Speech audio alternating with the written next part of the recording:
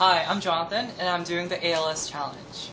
In the scientific laboratory with various different types of water, we're not going to just use regular tap water that everyone's using. But to start off, we'll be using regular tap water. So, Rami, if you could add a bit of tap water to the bucket.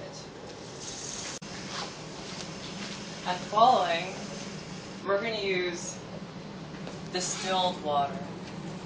It's distilled by reverse osmosis.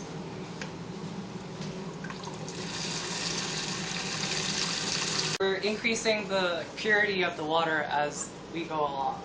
Next, we have double distilled water. So it's one step up from our singly distilled reverse osmosis water.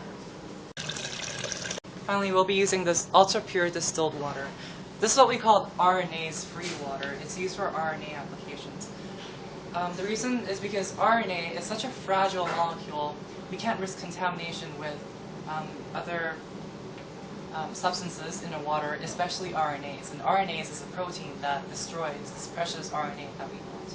And so we'll be adding a little bit of this as well to our mix.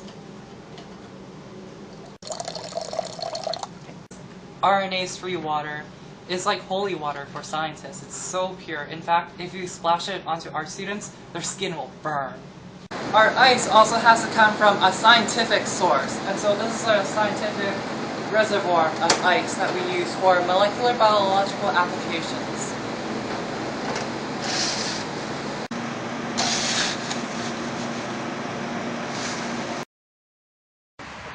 Okay, so they're preparing the ice. They have prepared the ice water already. It just so makes it funny. They got it from the ice bucket and put it into the specially distilled water. I will put on personal protective equipment because whenever you're doing scientific experiments, you need to have your personal protective equipment. So I got on my lab goggles and dust mask. But because it's dust mask, covering my face and you can't hear me scream, I'll just not wear it. Alright, this is for ALS! This is for ALS! 3, 2, 1!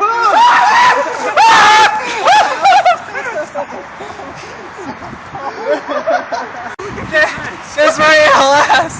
We're graduate students in medicine, and we're especially interested in conditions that affect the brain and spinal cord, the central nervous system, as well as diseases of the peripheral nervous system.